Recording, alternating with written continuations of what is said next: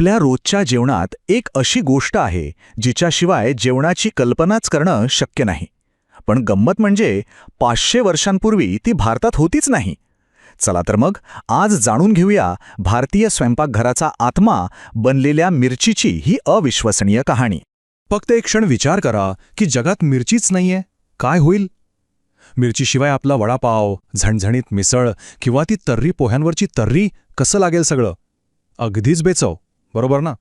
आज आपल्या जेवणाला जो काही स्वाद आहे, जो रंग आहे, तो मिरचीमुळेच आहे. शेकडो वर्षांपूर्वी तिखटपणासाठी फक्त काळी मिरी आणि पिंपळी वापरली जायची. पण मिरचीने एंट्री केली आणि जेवणाची सगळी चवच बदलून गेली. तर मग प्रश्न हाच आहे की जर मिरची आपली नाही आहे तर ती आपल्यापर्यंत पोचली तरी कशी?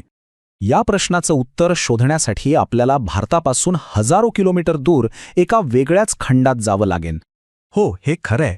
मिरचीचा जन्म झाला तो दक्षिण अमेरिकेतल्या ब्राझील आणि बोलिव्हियाच्या जंगलांमध्ये.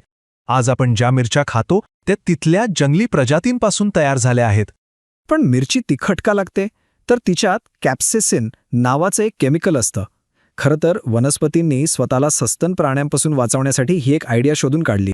पण निसर्गाची कमाल बघा, पक्ष्यांना या कॅप्सिसिनचा तिखटपणा अजिबात जाणवत नाही. त्यामुळे ते आरामात मिरच्या खायचे आणि त्यांच्यामुळेच मिरचीच्या बिया अख्ख्या अमेरिका खंडात पसरल्या.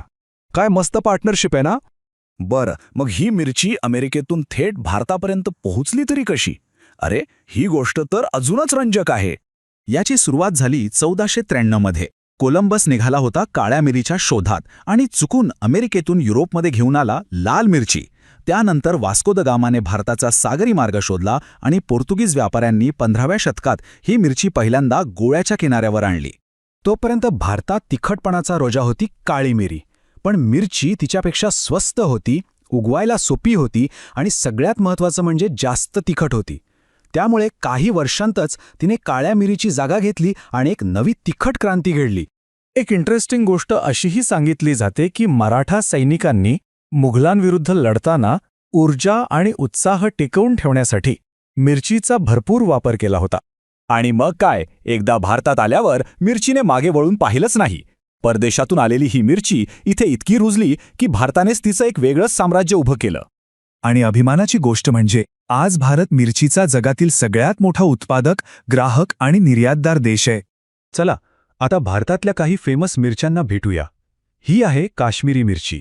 ही तिखट कमी पण रंगाला एकदम लाल भडक असते. आता ही बघा आंध्र प्रदेशची जगप्रसिद्ध गुंटूर मिरची. आपल्या झणझणीत तिखटपणामुळे ओळखली जाते आणि भारताच्या एकूण उत्पादनात हिचा खूप मोठा वाटा आहे.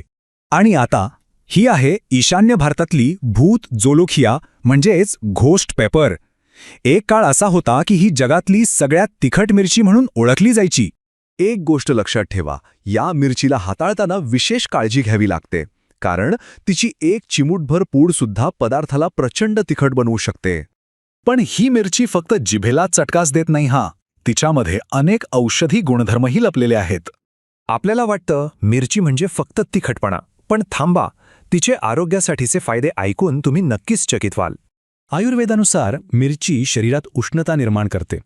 त्यामुळे सर्दी खोकल्यासारखे कफ प्रकृतीचे आजार आणि वाताच्या त्रासावरती खूप गुणकारी ठरते. मिरचीमधलं ते कॅप्सेसिन आहे ना, ते एक जादुई रसायन आहे. ते फक्त वेदनाशामक म्हणून काम करत नाही, तर आपली पचनशक्ती वाढवतं, रक्ताभिसरण सुधारतं आणि काही अभ्यासानुसार तर वजन कमी करायलाही मदत करतं. पण थांबा, मिरचीचे इतके फायदे ऐकून लगेच जास्त खायला सुरुवात करू नका, कारण एक धोक्याची सूचना देणंही खूप महत्त्वाचं आहे. हो, कारण मिरचीचं सेवन सगळ्यांसाठीच फायदेशीर ठरतं असं नाही. आयुर्वेद सांगतो की मिरची शरीरातलं पित्त वाढवते, म्हणजे सोप्या भाषेत उष्णता वाढवते. त्यामुळे ज्यांना आधीच ॲसिडिटी, अल्सर किंवा उष्णतेचा त्रास आहे, त्यांनी लाल मिरचीपासून लांबच राहिलेलं बरं.